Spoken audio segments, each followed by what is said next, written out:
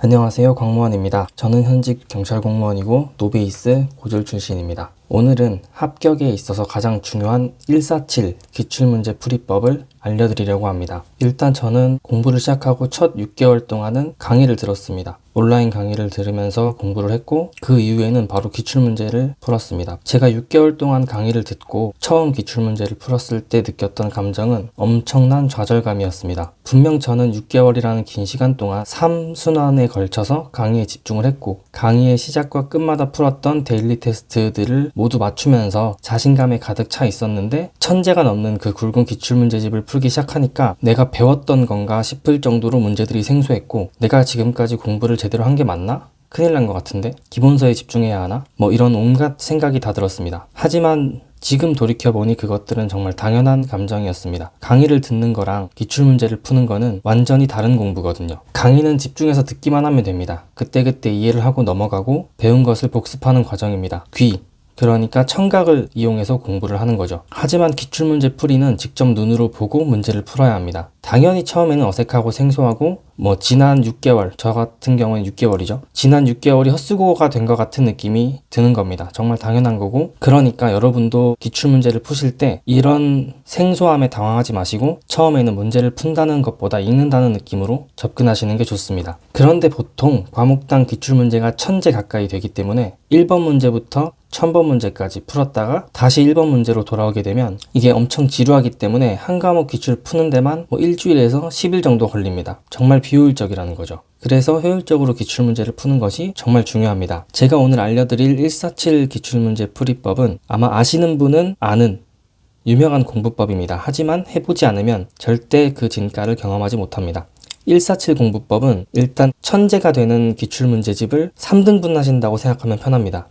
그러니까 처음 풀 때 1번, 4번, 7번, 10번 그 다음 날에는 2번, 5번, 8번, 11번 그리고 다음 날에 3번, 6번, 9번, 12번 이런 식으로 두 문제씩 건너뛰고 풀어주는 겁니다. 이렇게 건너뛰면서 풀어도 전혀 문제가 될 게 없는 게 1번부터 3번, 4번부터 6번 이 문제들은 되게 같거나 비슷한 유형의 문제들입니다. 두 문제씩 건너뛰면서 풀어줘도 전혀 문제가 되지 않습니다. 답 체크는 하지 마시고 정답 유무만 확인하신 다음에 번호 옆에 맞았으면 O, 틀렸으면 X 이렇게 표시만 해주시면 됩니다. 이렇게 풀게 되면 일단 한 과목당 하루 기출문제 공부량이 3분의 1로 줄어듭니다. 그리고 한 두세 문제 풀었는데 페이지가 넘어가고 1시간 딱 집중해서 풀어보면 그 굵은 기출문제집의 3분의 1이 넘어간 상태입니다. 페이지 수가 순식간에 넘어가기 때문에 푸는 속도가 탄력을 받습니다. 진도가 빠르게 나가는 것 같은 효과가 있어 질리지 않습니다. 과목당 편차는 있겠지만 처음에는 3, 4일이면 한 과목 기출 다 풉니다. 영어나 국어 같이 언어학을 제외하고 3과목, 즉 한국사, 선택 1, 선택 2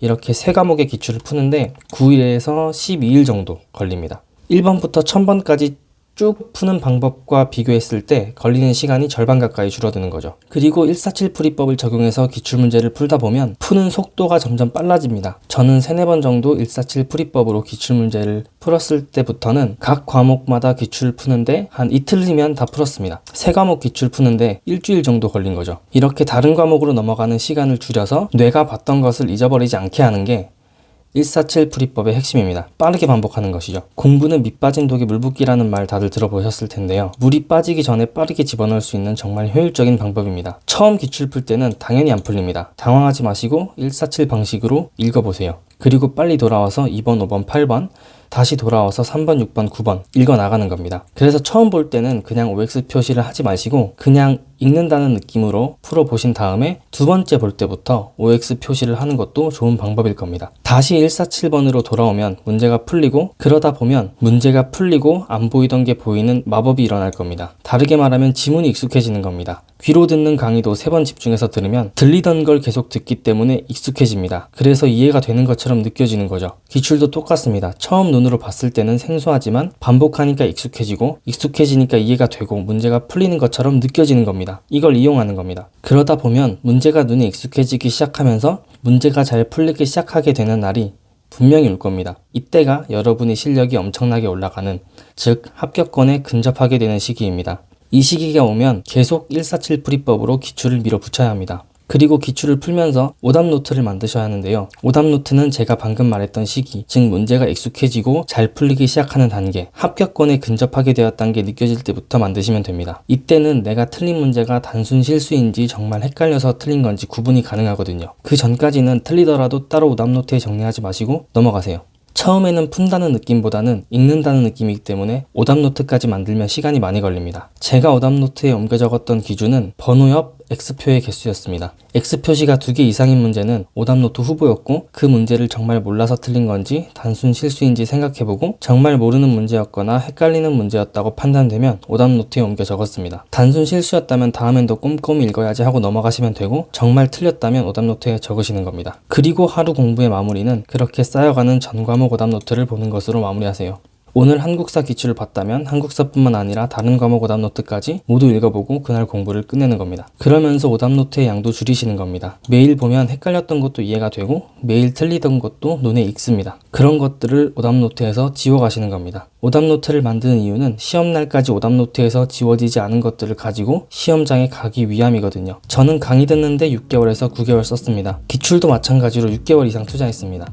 147 풀이법으로 오답노트를 정리하면서요. 특히 저는 시험 전날에도 기출문제를 풀었습니다. 여러분은 시험장에 가서 눈으로 문제를 풀고 마킹을 해야 합니다. 그래서 기출문제 풀이가 제일 중요합니다. 직접 손에 펜을 쥐고 풀어야 하니까요. 그래서 저는 기본 강의 외에 다른 특강들은 사실 필요 없다고 생각합니다. 기본 강의 후에 기출문제 풀고 모의고사로 마무리하고 시험장 들어가시면 됩니다. 시험장은 조용합니다. 강사가 없습니다. 시험 문제를 풀고 마킹하고 오셔야 합니다. 강의에 의존하지 마시고 혼자 공부하는 시간을 늘리셔야 합니다. 문제를 보면 답이 보이는 경지까지 기출문제를 돌리셔야 합니다. 말이 어렵지 쉽습니다. 속는 셈 치고 147 풀이법으로 접근해보세요. 느껴지실 겁니다. 다음 영상에서는 모의고사 활용법에 대해 알려드리겠습니다. 그럼 다음 영상에서 뵙겠습니다.